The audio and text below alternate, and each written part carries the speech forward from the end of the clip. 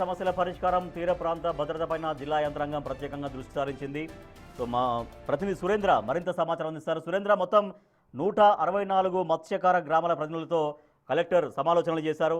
So ఈ సమావేశంలో వాళ్ళ భద్రతపైన అక్రమంగా వేట కొంత సాగుతుంది కాబట్టి ఆ దాన్ని నివారించేందుకు గాను ఎటువంటి అవుట్పుట్స్ తీసుకోగల స్టెప్స్ తీసుకోబోతున్నారు కమింగ్ డేస్లో?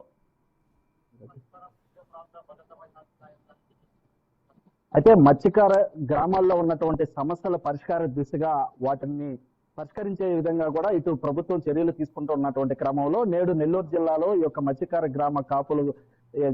గ్రామాల్లో కొనసాగుతున్నటువంటి వివాదం ఏదైతే ఉందో దీనిపైన కూడా ఈ యొక్క శాశ్వత పరిష్కారం చూపే విధంగా కూడా ఈ రోజు టౌన్ హాల్లో ఒక ముఖాముఖి సమావేశం కూడా ఏర్పాటు చేయడం జరిగింది. దీంట్లో ప్రధానంగా వేగవంతమైనటువంటి యాంత్రిక పడవలు ఆ యొక్క నిర్వహణ విధి విధానాలపైన కూడా పూర్తిగా దాదాపు 3 గంటల పాటు ఈ యొక్క సమావేశం కొనసాగింది. ఈ సమావేశంలో కొద్దిసేపు వాగ్వాదం జరిగింది ఇటు మత్స్యకారుల మధ్య ఇటు అధికారుల మధ్య. ఏదైతే మత్స్యకారులు పడుతున్నటువంటి ఇబ్బందులు వారికి కావాల్సినటువంటి విధి విధానాలపైన సమావేశం ఏర్పాటు చేసినటువంటి క్రమంలో ఇటీవల జరుగుతున్నటువంటి జోవల్దీన్ హార్బర్ లో మిస్ అయినటువంటి బోట్ల విషయం గురించి ఆ యొక్క మత్స్యకార గ్రామ కాపులు అడగడం జరిగింది. అయితే ప్రధానంగా ఈ యొక్క సమావేశానికి 164 గ్రామ కాపులను కూడా ఆహ్వానించడం జరిగింది. అయితే దీంట్లో ముఖ్యమైనటువంటి ప్రధానమైనటువంటి ఆ యొక్క 4 గ్రామాలు అయితే ఈ యొక్క సమావేశానికి హాజరు కాలేదు.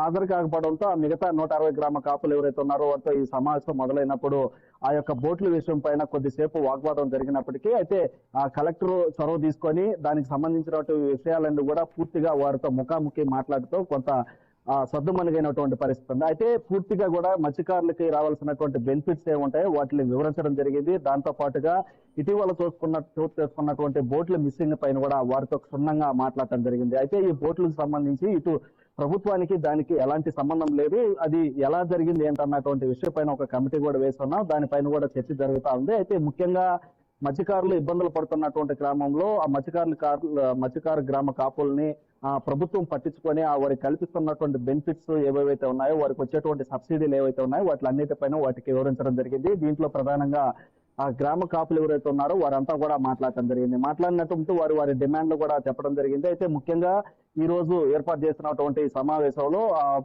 ఏవైతే మెకనైజర్ బోట్లు ఇతర రాష్ట్రాల నుంచి వచ్చి ఈ యొక్క ఆంధ్ర మత్స్యకారులను ఇబ్బంది పడుతూ ఆ మత్స్యకారుల బోట్లు ఢీకొంటూ ఆ యొక్క వలలను తెంపుకుంటూ వెళ్తున్నటువంటి క్రమంలో దానికి పరిష్కార మార్గంగా కూడా మొదటగా చర్చ జరగడం జరిగింది. దీనికి 4 బోట్లని ఇటీవల చంద్రబాబు నెల్లూరు జిల్లా పర్యటనలో భాగంగా 4 బోట్లు ఇటు నెల్లూరు జిల్లా కలెక్టర్తో తిరుపతి జిల్లా కలెక్టర్ మాట్లాడి 4 బోట్లు వెంటనే కొనుగోలు చేయాలని చెప్పడం జరిగింది. ఈ క్రమంలోనే ఫైబర్ బోట్లు కొనుగోలు చేయాలని ప్రభుత్వం భావిస్తే అయితే వాటికి మత్స్యకారు గ్రామ కాపులు అయితే ఒప్పుకోలేదు. ఏవైతే మెకనైజర్ బోట్లు 650 హెచ్పి కలిగినటువంటి ఆ బోట్లే కొనుగోలు చేయాలని వారు డిమాండ్ చేయడం జరిగింది. వారి డిమాండ్ ప్రకారం కూడా అయ్యే బోట్లని మెకనైజ్డ్ బోట్లని ఏదైతే ఇతర రాష్ట్రాల నుంచి వచ్చి ఢీకుంటున్నటువంటి బోట్లకు ధీటుగానే ఈ బోట్లు కూడా కొనుగోలు చేస్తామని చెప్పడం జరిగింది. అయితే ప్రధానంగా ఇక్కడ దశాబ్దాల కాలంగా అంటే దాదాపుగా 30-35 సంవత్సరాల నుంచి ఈ మత్స్యకారులు ఈ సమస్యలను అయితే ఎదుర్కొంటారు. ఇతర రాష్ట్రాల నుంచి పెద్ద బోట్లు మెకనైజర్ బోట్లు మర బోట్లు వేసుకొని వచ్చి ఇక్కడ ఉన్నటువంటి మత్స్య సంపదను దోచుకెళ్తున్నటువంటి క్రమంలో ఇక్కడ సముద్రం సంబంధించి చేపలు 14 రకాల జాతులు చేపలు ఇక్కడ దొరుకుతాయి కాబట్టి ఇక్కడ మత్స్య సంపద ఎక్కువ ఉంటుంది కాబట్టి అదేవిధంగా మత్స్యకార వేటకి కూడా అనుకూలమైనటువంటి ప్రదేశంగా ఇక్కడ ఉన్నటువంటి నేపథ్యంలో పక్క రాష్ట్రాల నుంచి ఇక్కడికి వచ్చి ఆ యొక్క బోట్లని ధ్వంసం చేసి మత్స్య సంపదనంతా దోచుకెళ్తున్న క్రమంలో ఇది దశాబ్దాల కాలంగా సాగుతుంటే ఈ సమస్యకి శాశ్వత పరిష్కారం కావాలంటే కూడా అందరూ కూడా అక్కడ మాట్లాడటం జరిగింది. అయితే దీనికి కేంద్ర ప్రభుత్వం కూడా మాట్లాడి ఏదైతే 12 నాటికల్ మైలు ఉంటుందో అంత దాటికి రాకుండా ఉండేందుకు చర్యలు తీసుకునేందుకు కూడా వారికి హామీ ఇవ్వడం జరిగింది. దాంతో పాటుగా నిరంతరం గస్తీ ఉండేందుకు ఇప్పటికే అక్కడ టాస్క్ ఫోర్స్ సిబ్బంది తిరుగుతున్నటువంటి వారికి సపోర్ట్ గా మత్స్యకారులు కూడా ఉండాలని చెప్పడం జరిగింది. అయితే ఏప్రిల్ 15వ తేదీ నుంచి 2 నెలల పాటు ఈ యొక్క బ్యాన్ పీరియడ్ ఉంటుంది కాబట్టి తర్వాత ప్రతినిత్యం గస్తీ ఉండేలా దానికి సంబంధించినటువంటి పెద్ద బోట్లు కూడా ఏర్పాటు చేసి మత్స్యకారులకి ఎలాంటి ఇబ్బందులు లేకుండా వారికి వచ్చేటువంటి బెనిఫిట్స్ ఏవైతే ఉన్నాయో వాటిలన్నిటిపైన కూడా వాటికి వివరించడం జరిగింది. అయితే ఇటు మొత్తం మీద కూడా కొద్దిసేపు వాగ్వాదంతో మొదలైనటువంటి ఈ యొక్క సమావేశం కలెక్టర్ అందరితో మాట్లాడిన తర్వాత వారు ఇచ్చినటువంటి డిమాండ్లకి కలెక్టర్ ఆదేశాలు ఇవ్వడంతో దాంతో పాటుగా వారికి భరోసా ఇవ్వడంతో కూడా ఈ యొక్క సమావేశం అయితే ముగిసింది. Rajesh. Right, thank you Surendra. Nellore జిల్లాలోని మత్స్యకార మత్స్యకారుల సమస్యలు పరిష్కారం దిశగా అడుగులు ముందుకు పడుతున్నాయి. కలెక్టర్తో 164 గ్రామాల మత్స్యకార గ్రామాల ప్రతినిధులు సమావేశమయ్యారు.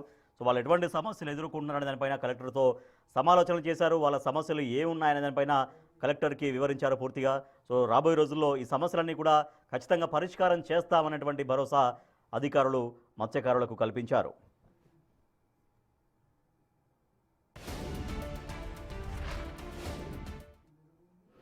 సో ఈరోజు తరువాత మీ కాపులందరూ కూడా సార్కి